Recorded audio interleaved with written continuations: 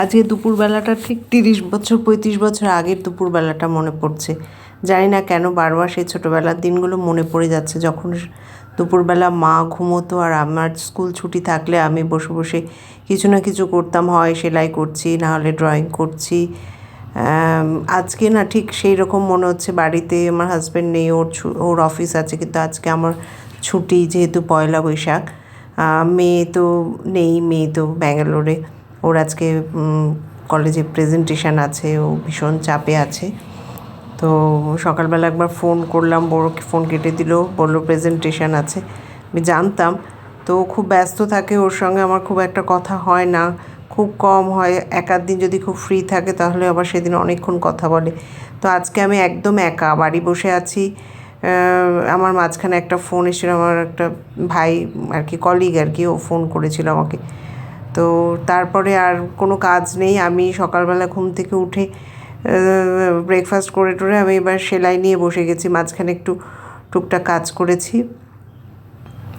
এবার দুপুরবেলা বসে বসে কি জানি কেন, আমি জানি না, আজকে আমার সেই পুরনো দিনের কথা মনে পড়ছে, যেভাবে আমি ছোটোবেলায় বাড়িতে মা যখন দুপুরে ঘুমোতো আমি বসে বসে সেলাই করতাম, না হলে কিছু না কিছু একটা করতাম। দুপুরে আমি খুব একটা ঘুমোতে চাইতাম না, তো আমি সারা ঘর জুড়ে কাগজ কেটে হয়তো হাতের কাজ করছি কিছু, বা সেলাই করছি, বা ড্রয়িং করছি, সারা ঘর ছিটিয়ে রং, আর্ট পেপার এইসব নিয়ে বসে আছি। আজকে ঠিক আমার সেরকম হচ্ছে, সারা ঘর ছিটিয়ে আমার সেলাইয়ের কৌটো আর কাপড়ের ছোটো ছোটো টুকরো, সুতোর টুকরো, এই সারা ঘর ছড়িয়ে আছে দেখে মনে হচ্ছে।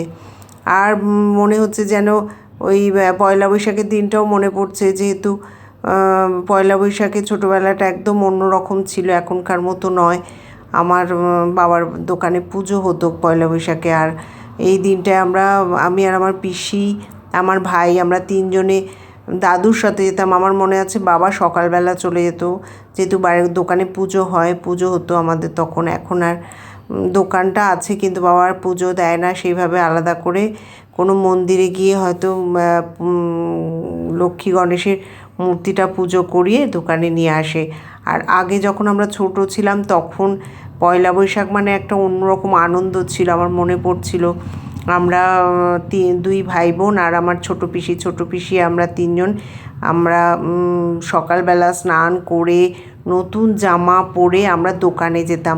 বাবা সকালবেলা দোকানে চলে যেত, কারণ পুজোর একটা জোগাড় করার ব্যাপার আছে। আর আমাদের বাড়ির দোকানের পাশে একটা ফ্যামিলি আছে, ওরা সমস্ত ফল টল কেটে রেডি করে রাখতো, আমরা যেতাম দাদুর সাথে।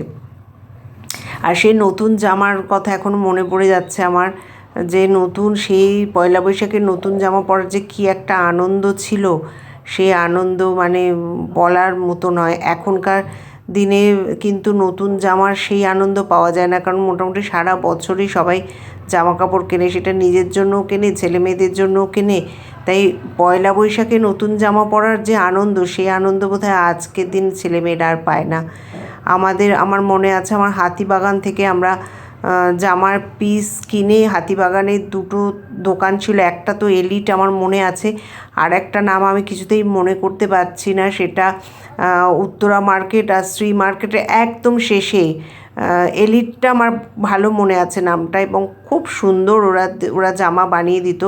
আমরা পিস কিনতাম, হাতিবাগান থেকেই পিস কিনতাম। আর আমার ছোটো পিসি আর আমার বয়সের ডিফারেন্স খুব একটা নয়, বোধহয় 4-5 বছরের ডিফারেন্স। সেই কারণে ছোটো পিসির আর আমার একই জামা হতো, মানে এখনকার যে যমজ বাচ্চারা যেরকম এক জামা পরে, সেরকম আমার আর আমার ছোটো পিসির একরকম জামা হতো। আর সুন্দর করে সেজে আমরা সকালবেলা স্নান করে ট্যাক্সি করে, আমার এখনও মনে আছে, ট্যাক্সি করে আমরা মানিকতলা থেকে গিরিশ পার্কে দোকানে যেতাম। তারপরে ওখানে পুজো হতো, পুজো হওয়ার পর আমার দোকানের পাশাপাশি মানে যত পরিচিত বাড়ি আছে, বাবা বলতো যে যা, মানে সবাই ডেকে ডেকে নিয়ে যেত, এই আমার বাড়িতে আয়, আমার বাড়িতে। আর আমি এত এত লাজুক ছিলাম, কারোর বাড়ি যেতে আমার যে কী লজ্জা করতো। আমি খালি বাবাকে বলতাম যে আমি যাব না, আমার আমি আমি এখানে থাকবো, আমার বাবা তো আর সেই তারা টেনে টেনে, পাশের বাড়ির কাকিমারা টেনে টেনে নিয়ে যেত, চলো চলো চলো চলো আমাদের বাড়িতে যাবে, ও বলতো আমাদের বাড়ি চলো, ও বলতো আমাদের বাড়ি চলো। সেই আমি গিয়ে বসে থাকতাম ওখানে, হয়তো আমার মিষ্টি টিষ্টি দিল, সবাই জিজ্ঞেস করতো কোন ক্লাসে পড়ছি, কি মা কী করছে, মানে সেই সব গল্প করতো। তারপরে মোটামুটি 12টা 1টা বাজলে তখন আমরা আবার ট্যাক্সি করে পুজোর সমস্ত ফল প্রসাদ নিয়ে যাকে যা দেওয়ার পাড়াতে দিয়ে, মানে দোকান পাড়ায় দিয়ে আমরা বাড়িতে চলে আসতাম। আর তখন একটা না লাড্ডু স্পেশাল, এই লাড্ডু না, মানে নন বেঙ্গলি লাড্ডু না, বাঙালি লাড্ডু, মিঠাই বলে বোঁদের এরকম বড়, সেটা কিন্তু খেতে ভালো লাগে না আমার, বড্ড বেশি মিষ্টি। সেই লাড্ডুটা আসতো ওই পুজোতে, ওটা একটা স্পেশাল ছিল, পয়লা বৈশাখের লাড্ডু। আমার সেই দিনটা জানি না আজকে কেন যে এত মনে পড়ছে কি বলবো। তো আমি সেলাই করতে করতে আজকে এই সেলাইটা করছে, আমার খুব ইচ্ছে করছে যে ক্রস স্টিচ করি। তো সকালবেলা এই ডিজাইনটা দেখে আমার খুব পছন্দ হয়ে গেল, সাদা আর লালের। তো মনে হচ্ছে যেন পয়লা বৈশাখের একটা ভাইবস আসছে। আমি ইচ্ছে আছে এটা আমার, যদি আমি কমপ্লিট করতে পারি এটা আমি একটু নিজেই নেব, এটা নিজে পরে লাল সাদা শাড়ির সাথে পরে যাব ভাবছি। দেখি অফিসেও যেতে পারি, অফিসে গেলে আবার একটু বেশি বাড়াবাড়ি হয়ে যাবে মনে হচ্ছে। দেখা যাক, যদি কমপ্লিট করতে পারি এটা পরে কালকে অফিসে যাওয়ার ইচ্ছে আছে। তো যাই হোক, একে মনে করতে করতে একটু সেলাইটা করে ফেললাম। ভালো লাগছে, মানে একবার ভালোও লাগছে, আবার একবার মন খারাপ হয়ে যাচ্ছে, ছোটোবেলায় সেই দিনগুলো তো আর কোনো দিন ফিরে আসবে না। আর আজকে পয়লা বৈশাখে কিন্তু সারাদিন বাড়িতেই বসে, সন্ধেবেলাও বেরোনোর খুব একটা ইচ্ছে নেই। ভেবেছিলাম সিনেমায় যাব, দুটো ভালো সিনেমা এসেছে, একটা হচ্ছে শর্মিলা ঠাকুরের সিনেমা, ওটা ওই সিনেমাটা আমার পুরাতন, দেখার খুব ইচ্ছে আছে, ওই সিনেমাটা আমি দেখবো। আর একটা সিনেমা হচ্ছে একটা কী সিনেমা যেন মনেও করতে পারি না এখন, সব ভুলে যাই। দুটো সিনেমা দেখলাম বুক মাই শোতে, পুরাতন দেখলাম আর একটা কী সিনেমা দেখলাম যেন, ওটাও দেখার ইচ্ছে আছে। ও সৃজিতের সিনেমাটা, ওটা সৃজিত মুখার্জির সিনেমাটা কিলবিল সোসাইটি, এই দুটো সিনেমাই দেখলাম, টিকিটও ছিল, কিন্তু আমি পার্টনার পেলাম না। এক তো হাজব্যান্ডের অফিস, আমি তো জানতামই না, রাত্রিবেলা ডিনার খেতে খেতে মানে কালকে রাত্রিবেলা খেতে খেতে তখন বললো যে আমার তো অফিস আছে। আমি বললাম যা, আমি তো ভাবলাম সিনেমায় যাব।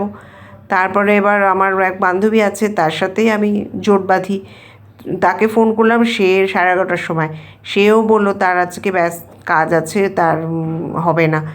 আমি একটু মুষড়েই পড়লাম, দূর, আমি ভাবলাম সিনেমা, যাই হোক সিনেমা যা হলো না, বিকেলে আর বেরোবও না কোথাও, এই গরমে কোথাও বেরোতে, আর এই সেলাইয়ের এমন নেশা না, কোথাও যেতে ইচ্ছে করে মনে সেলাই করি বসে বসে। তো এবেলা তো এটা শেষ করলাম, ওবেলা আবার কিছু একটা করব, যাই হোক। তো তোমাদের একটু শেয়ার করে দিলাম ছোটোবেলার গল্প আমার, পয়লা বৈশাখ আমাদের কীরকম কেটেছিল। আর জামাগুলো, সেই জামার গল্প যদি বলি, মানে এত সুন্দর ডিজাইন, সেই সব ডিজাইন আজকে আর পাওয়া যাবে না, আর পাওয়া যায় না। সেই এত সুন্দর, মানে ক্যাটলগ দেখে দেখে আমরা ডিজাইন পছন্দ করতাম, আর একদম সুতি কাপড়। তার সাথে আবার আমার একটা জামা এখনও মনে আছে, সাদা ছোট ছোট ফুল, সাদার মধ্যে লাল ছোট ছোট ফুল পুরো কাপড়টায়, আর তার সাথে লাল রঙের বর্ডার পাইপিং আর প্লিট প্লিট করা, মানে সেই জামাটা 3 থাক জামা ছিল আমার, সেই জামাটা আমি আজও ভুলি না। এত সুন্দর সুন্দর ছোটোবেলা আমরা জামা পরেছি, ফ্রক পরেছি, মানে সেই ফ্রক আমি এখন আর কোনো দিন দেখতেও পাবো না মনে হয়, আর তো পাবোই না দেখতে। আর একদম সুতি কাপড়ের, এবং পিস কিনে সেই পিস দিয়ে জামা বানানো হতো। আর ওই আরও ছোটো বয়সে তো ওই পাতলা টেফ্রক ছিল এমব্রয়ডারি করা আদি কাপড়ের, সেটা তো ছিল, সেটা আমরা 12 মাস পরতাম। মানে পয়লা বৈশাখে, তখন তো পয়লা বৈশাখে জামা হতো আর পুজোর সময় জামা হতো। পয়লা বৈশাখে একটা জামা, খুব কিছু হলে দুটো, মানে দুটো হতোই না, একটাই হতো। আর আমি যখন নিজে টিউশন করতাম বড় হয়ে, তখন পয়লা বৈশাখে আমি হয়তো আর জামা হতো পুজোর সময়, পুজোর সময় 3টে জামা হতো 3 দিন, সপ্তমী অষ্টমী নবমী ম্যাক্সিমাম 3টে জামা। আর আমার মনে আছে দশমীর দিন আবার সপ্তমীর জামাটা পরতাম। আর এই পয়লা বৈশাখেও তো একটা জামা, মানে বছরে এই দুটো জামায় দুবারই জামা হতো। আর সেই কারণেই পয়লা বৈশাখের জামাটা নিয়ে যে কী একটা আনন্দ ছিল, মানে বছর পুজো ছাড়াও একটা সময় জামা, নতুন জামা পরা হচ্ছে আর কি। তো আর সেই জামা হাতিবাগানের তৈরি জামা, ওরে বাবা আমার মনে পড়ছে, আর ভাবছিস সেই দিনগুলো যদি ফিরে আসতো। আর আরও একটু যখন বড় হলাম, কলেজে পড়লাম, তখন তো নিজে টিউশন করে জামা কিনতাম, তখন ওই হালখাতা করতে যেতাম, বন্ধুদের সাথে বেরোতাম, বন্ধুদের মায়েদের সাথে বেরোতাম। আমার মা কোনো দিনই বেরোতো না ঘর থেকে, আমি ওই বন্ধু আর বন্ধুর মায়েদের সাথেই বেরোতাম। মানে সন্ধেবেলা সেজে গুজে, সে একটা অন্যরকম জীবন ছিল।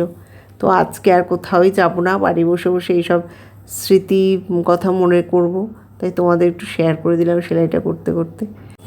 এটা একটা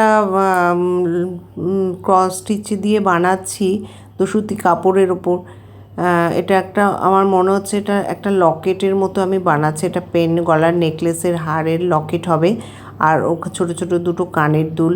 এখন এটা গোল করব না স্কোয়ার করব সেটা এখন দেখি, কারণ এই কাপড়টা একটা সমস্যা আছে। কাপড়টা মানে এর থেকে ঠাসা ভালো কাপড় আমি পাচ্ছি না, এটা হচ্ছে সমস্যা। কাপড়টা এত নরম না, এবং জালিটা একটু বেশি, তার ফলে কী হয়, কাটলে প্রচুর সুতো বেরিয়ে যাচ্ছে। তো এটা একটা সমস্যা হচ্ছে, কারণ অনেকটা সুতো নষ্ট হয়ে যাচ্ছে, কাপড় নষ্ট হয়ে যাচ্ছে কাটতে গেলে বেশি করে। তো কারণ এই সুতো, আজকাল আর এসব কাপড়, সুতি কাপড় পাওয়া যায় না, খুব ডিফিকাল্ট। আমি অনেক খুঁজে খুঁজে পেয়েছি কাপড়টা, কিন্তু কাপড়টা না, নেটটা অনেক বেশি ফাঁকা ফাঁকা, মানে আরও ঠাসা, আরও একটু ভালো কাপড় হলে কাজটা করতেও ভালো লাগতো।